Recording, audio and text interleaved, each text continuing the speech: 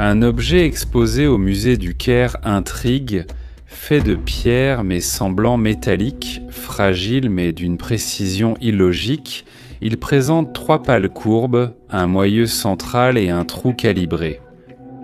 On l'appelle le disque de Sabu, sculpté il y a 5000 ans avant l'invention de la roue. Mais cet objet ne peut être ni bol, ni couvercle, ni décoration. En observant ses proportions, son équilibre et la légèreté de ses pales, on constate que sa forme est clairement fonctionnelle, conçue pour une tâche précise. Mais laquelle ? Aujourd'hui, nous explorerons des indices d'un savoir ancien et avancé, visible mais souvent ignoré. Avant de commencer, abonnez-vous à la chaîne pour soutenir notre travail et suivre nos prochaines vidéos. En 1936, dans la nécropole de Saqqara, un objet mystérieux est trouvé dans la tombe du prince Sabu, fils du pharaon Ajuib. Il a été découvert par l'archéologue britannique Walter Bryan Emery, l'un des chercheurs les plus méticuleux de la première dynastie. Lorsqu'il le vit pour la première fois, il fut perplexe. L'objet différait des autres artefacts funéraires découverts dans ce sable ancien. Il n'avait pas d'inscription, pas de figure divine, aucune valeur symbolique apparente, c'était simplement un disque réalisé en schiste, une pierre fragile, pourtant sculptée avec des courbes parfaites et des épaisseurs uniformes qui exigeraient aujourd'hui des machines numériques. Sa surface est polie, les pales régulières et le moyeu central percé montrent une précision incompréhensible pour la technique de l'époque. Les égyptologues l'ont décrit comme un bol en schiste, une façon élégante d'avouer leur ignorance. Et pourtant, la forme contredit toute tentative de l'expliquer comme un simple objet ornemental. Il est trop fin pour contenir, trop fragile pour couvrir, trop technique pour être symbolique. Chaque détail suggère une fonction, mais quelle fonction ? Pour le comprendre, il faut d'abord le matériau. Le schiste, utilisé ici, ne peut ni tourner ni supporter d'effort. Une utilisation mécanique comme hélice, turbine ou roue l'aurait aussitôt brisé. Le disque de Sabu ne pouvait donc pas être un composant fonctionnel et ne présente ni trace de combustion, d'usure ou de résidus organiques. Ce n'était pas une lampe, ce n'était pas un récipient, ce n'était pas un objet sacrificiel. En écartant les hypothèses évidentes, il ne reste que 2 options. Le disque de Sabu serait une représentation symbolique d'un élément réel, ou bien un modèle d'étude, un prototype d'un objet plus grand et fonctionnel. À ce stade, la perspective change complètement, car si on l'observe non pas comme un artefact rituel, mais comme un projet, tout paraît différent. Les 3 pales relèvent peut-être d'un choix technique, comme pour les turbines, ventilateurs ou rotors actuels, et non d'un motif esthétique. Et pourtant, ici, on rencontre le paradoxe du schiste, un matériau magnifique à sculpter, mais totalement inadapté à supporter le mouvement ou la pression. Toute tentative de le faire tourner le détruirait, donc le disque de Sabu ne pouvait pas servir à générer une rotation, ni à déplacer de l'air ou de l'eau. Si le matériau a été soigneusement choisi et la forme non laissée au hasard, le schiste devait offrir quelque chose qu'aucun métal n'aurait pu restituer. C'est ici qu'intervient un détail souvent oublié. Le schiste, frappé ou sollicité, vibre. Fragile, certes, mais très résonnant, il émet des ondes sonores nettes et profondes. Sa fragilité était peut-être un choix, non une limite. Le disque pouvait donc n'être fait que pour résonner. Une nouvelle hypothèse, plus audacieuse et cohérente, en découle. Le disque de Sabu servait à comprendre la vibration, pas à générer du mouvement. Imaginons ce disque harmonieux à 3 pales fines et un trou central, frappé ou traversé par une onde sonore. L'énergie s'organiserait en motifs réguliers, comme en cymatiques, sans se disperser. La science moderne montre que les vibrations du son créent des motifs géométriques, des spirales et des symétries, faisant de l'objet un amplificateur naturel de fréquence. S'il s'agissait d'un modèle, il aurait pu illustrer un principe, non une machine. Les Égyptiens entretenaient un lien avec le son et la vibration bien plus profond que ce que nous pensons. Le son n'était pas qu'un phénomène physique, mais une force cosmique, la substance de la création. Dans les textes sacrés, le dieu Ptah crée l'univers par la parole divine, il ne le décrit pas, il le génère. Le son est une puissance ordonnatrice, une vibration primordiale transformant l'énergie en matière. Pour eux, la voix créée et la matière réagissaient à cette vibration. En observant leurs œuvres ainsi, de nombreuses énigmes jusque-là insolubles prennent sens. Peut-être que les Égyptiens ne construisaient pas seulement pour adorer les dieux, mais pour reproduire ce principe originel, la vibration qui façonne la réalité. Et alors, si le disque de Sabou était une petite machine capable de résonner, leurs constructions les plus grandes, les pyramides, les temples, les sarcophages pourraient en avoir été des instruments du même langage, des projets conçus non seulement pour durer, mais pour vibrer. Pensons au sarcophage de Saqqara.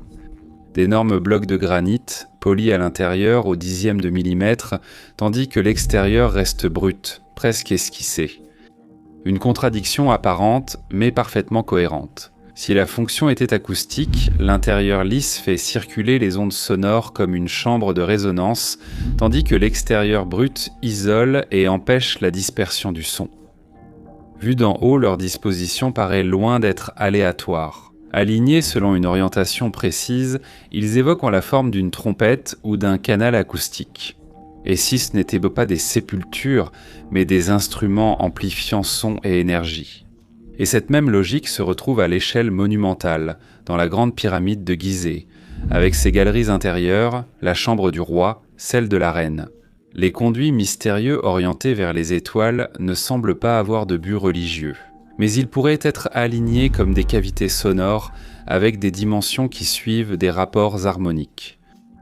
La chambre du roi en particulier, construite entièrement en granit, produit une résonance naturelle à environ 440 Hz. Certains chercheurs pensent qu'à l'origine, elle pouvait vibrer un peu plus bas, vers 432 Hz, fréquence souvent jugée plus en harmonie avec les résonances naturelles de la Terre par de nombreuses traditions. Peut-être n'est-ce qu'une coïncidence ou le signe d'une connaissance oubliée des fréquences fondamentales. Dans tous les cas, cela expliquerait non seulement les étranges conduits et galeries qui traversent la pyramide, mais aussi le choix même du matériau. Si l'on regarde tout cela sous cet angle, l'Égypte n'apparaît plus comme un royaume de pierre, mais comme un immense instrument de musique construit pour dialoguer avec la terre elle-même. Si tout cela était vrai, la découverte du disque de Sabu serait seulement un indice d'une technologie supérieure. C'est comme si dans 20 000 ans, un archéologue du futur découvrait le fossile d'un petit moteur à explosion. Il pourrait le voir comme un symbole, un récipient ou un talisman. Un œil attentif, en observant cette cavité parfaite, pourrait deviner qu'il s'agissait du cœur d'un mécanisme plus vaste, d'une chambre de combustion, et que notre civilisation utilisait d'une certaine manière le feu comme source d'énergie. Et à partir de ce simple indice, il reconstituerait tout un monde perdu. On pourrait appliquer cette logique au disque de Sabu, petit et fragile, mais renfermant une technologie oubliée fondée sur la vibration harmonique de la matière, non sur la combustion. Ce mystérieux disque n'est pas unique. D'autres objets et symboles similaires existent sur plusieurs sites égyptiens. Dans les collections du musée du Caire, on trouve des disques en pierre et en cuivre avec des trous centraux et des surfaces polies, souvent gravées de lignes radiales. Officiellement des amulettes ou décorations, leur proportion rappelle celle des plaques résonantes actuelles utilisées en laboratoire pour visualiser les ondes sonores. À Dendera, sur les murs du temple d'Hathor, les fameuses lampes représentent des figures tenant des ampoules d'où partent des lignes ondulées, évoquant des décharges ou vibrations. Leur signification a été débattue des siècles, mais interprétée acoustiquement et non électriquement. Son, énergie, lumière vibrante. Au temple d'Edfou, des gravures représentent des prêtres près de disques concentriques et de roues dentées sculptées dans la pierre. Les inscriptions décrivent ces espaces comme des maisons du son, des lieux où l'on reproduisait la voix des dieux. Peut-être une description technique de chambres résonantes plutôt qu'une référence rituelle. Même les petits objets domestiques suivent cette logique. Coupe en diorite et en basalte, avec des trous centraux parfaitement calibrés, instruments de musique comme les sistres en bronze, capables d'émettre des fréquences précises et constantes. Et même les motifs décoratifs des temples, spirales, ondes, tourbillons, semblent vouloir traduire graphiquement un principe acoustique. Peut-être que les Égyptiens utilisaient un langage de la matière fondé sur la résonance plutôt que la mécanique. Un savoir où la fréquence était la clé de l'harmonie universelle, la comprendre permettait de dialoguer avec la nature.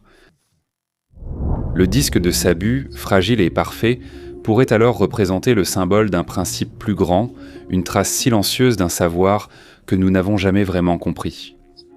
Peut-être cette civilisation avait-elle compris ses lois en observant la nature et en les intégrant à l'architecture, ou peut-être ce qui est le plus troublant. Elle les avait apprises de quelqu'un d'autre, d'une culture plus ancienne, d'un savoir oublié, de maîtres dont il ne reste plus rien.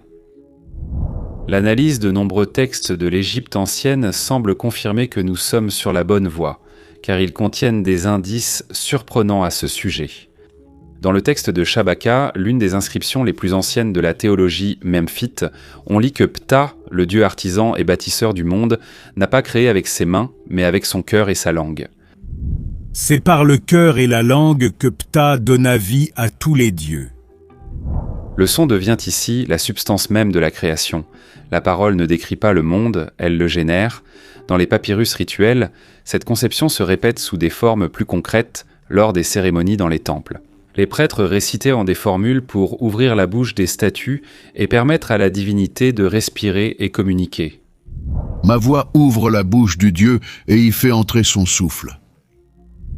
Un geste symbolique révélant la conviction que le son pouvait animer la pierre, lui redonner de l'énergie, que la voix transférait la force vitale à la matière.